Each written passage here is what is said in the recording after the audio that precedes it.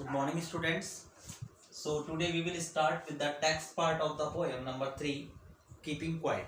This poem is written by Pablo Neruda. So let's start with the first stanza of this poem. Now we will count to 12 and we will all keep still. अब हम 12 तक गिनेंगे और हम सब बिल्कुल एकदम स्थिर शांत हो जाएंगे. For once on the face of the earth, इस पृथ्वी के धरातल पर, let's not speak in any language, और हम किसी भी भाषा में बात नहीं करेंगे. यानी कभी यहाँ कहना चाहता है कि अब हम 12 तक गिनती करेंगे और हम सभी निश्चल हो जाएंगे, स्थिर हो जाएंगे, क्योंकि कम से कम एक बार इस धरातल पर हम किसी से किसी भी भाषा में बात ना करें. आओ हम एक सेकंड के लिए रुक जाएं और अपने हाथों को बिल्कुल ना हिलाएं. So here in this lines the poet wants to explain, let's count 12 now and we will be silent and motionless. For at least once we should not speak in any language on the surface of this earth. Let us stop for a second and don't move our arms so much. Now see stanza number 2. It would be an exotic moment without rush, without engines, and we should all be together in a sudden strangeness. Exotic का मतलब होता है unusual, एंटीसिंग यानी विलक्षण या मोहक, end moment is a short period of time. Rush means होता है हरी यानी हड़बड़ी, engines means machines, devices etcetera, and strangeness means unusual, surprising यानी अनोखापन या विलक्षणता. सो हियर यहाँ कवि बताना चाहता है कि यह बहुत ही मोहक क्षण होगा, विदाउट रश, विदाउट इंजन, जिसमें ना तो कोई हड़बड़ाहट होगी ना ही किसी प्रकार की मशीनों का कोई शोर होगा. और we would all be together in a sudden strangeness, हम सभी मिलकर अचानक से इस अनूठे अनुभव का आनंद लेंगे. So the poet wants to explain that it will be an exciting and attractive moment. There will be no hurry, there will be no sound of machines. It will be a sudden, familiar and unusual moment that we will enjoy together. Now see the third stanza of this poem. Fishermen in the cold sea would not harm whales, and the man gathering salt would look at his hurt hands. Fishermen means those who catch fish, मछुआरे. Cold sea means near sea, near the poles, ध्रुवों के समीप का ठंडा समुद्र. Whales the biggest of all fishes.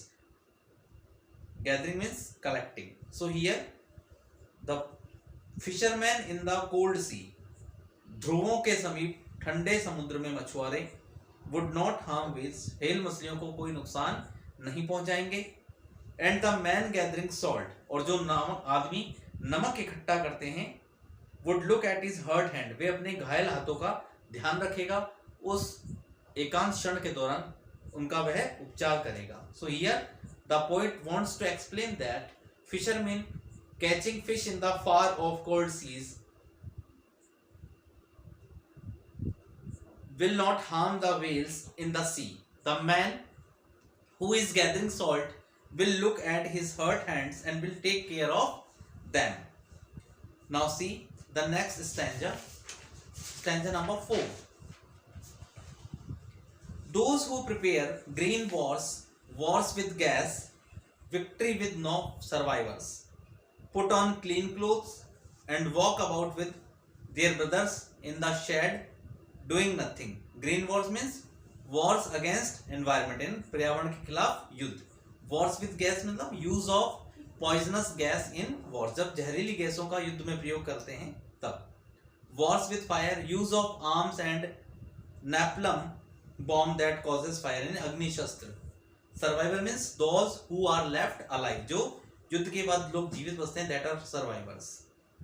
So here the poet wants to tell us those who prepare green wars, wars with gas, wars with fire, victory with no survivors, यानी वे लोग जो पर्यावरण के विरुद्ध युद्ध करते हैं, जो जहरीली गैसों से युद्ध करते हैं, जो अग्नि शास्त्रों से युद्ध करते हैं, वे विजय को तो प्राप्त करते हैं परंतु उस युद्ध के बाद कोई भी जीवित नहीं बचता है.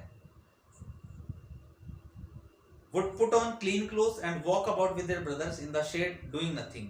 कवि चाहता है कि वे स्वच्छ कपड़े पहनकर अपने दूसरे भाइयों के साथ बिना कुछ किए वृक्षों की छांव में सैर करे. So here in these lines the poet wants to explain that the poet gives a piece of advice to the warmongers. They wage wars against the environment. They use poisonous gases in wars. They use firearms. All of them must stop the business of killing. If they kill everyone, no one will survive to see their victory. They must divert their mind and put on good and clean clothes. They should cease all harmful actions. They should go out for a walk with their brothers under the shady trees. Now see the next stanza.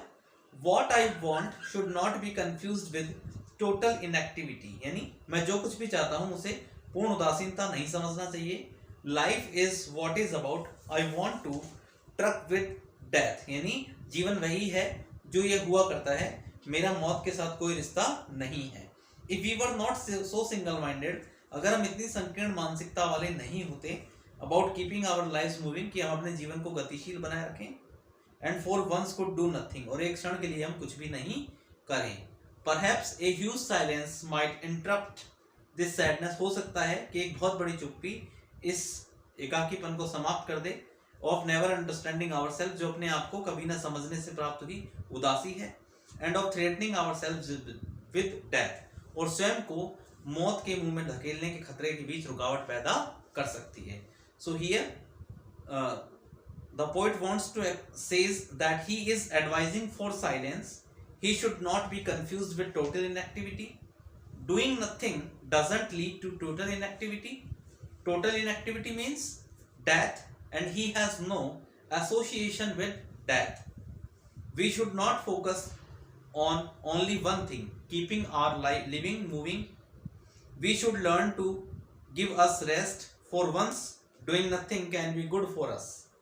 When we are threatening ourselves with death, then a long silence can do us good. यानी कभी कहता है कि मैं जो चाहता हूं उसे पूर्ण निष्क्रियता समझने की भूल नहीं करनी चाहिए. जीवन यही है जो वो हुआ करता है, मेरा मौत के साथ मेरा कोई भी रिश्ता नहीं है. यदि हम अपने जीवन को लगातार आगे की ओर बढ़ाने की ओर अपना ध्यान केंद्रित ना करके एक बार ही कुछ भी ना करें, तो शायद एक लंबी चुप्पी हमें अपने आप को कभी ना समझने से प्राप्त हुई उदासी और स्वयं को मौत के मुंह में धकेलने के खतरे के बीच एक बड़ी रुकावट पैदा कर सकती है. Now see the last stanza of this poem. Perhaps the earth can teach us, शायद ये पृथ्वी हमें सिखा सकती है. As when everything seems dead, जब हर चीज मरी हुई नजर आती है. And later proves to be live, और वह बाद में जीवित साबित होती है. Now I will count up to 12, अब मैं 12 तक गिनूंगा. एंड यू कीप क्वाइट, आप लोग सब चुप रहेंगे. एंड आई विल गो, और मैं चला जाऊंगा. सो कवि यहाँ कहना चाहता है कि शायद ये पृथ्वी हमें शिक्षा दे सकती है कि पृथ्वी पर कभी भी पूर्णतः जीवन समाप्त नहीं होता है, क्योंकि हर चीज जब मृत पाए नजर आती है तो वास्तव में कभी मरती नहीं है. फिर भी इस पृथ्वी पर जीवन चलता रहता है. मैं 12 तक गिनूंगा, आप सब चुप रहेंगे और मैं चला जाऊंगा. सो the poet wants to explain that mankind can learn a lesson from the earth. Life and living never stops on earth. When everything appears to be dead, only one thing remains alive. It is the earth itself. Now the poet will count up 12 and all other will keep quiet during this period. Then he will go out from there. So this was the complete text part of this poem, explanation of this poem. If you have any doubt or any confusion in this part, then you can contact to me on my personal number. Till then, thank you very much.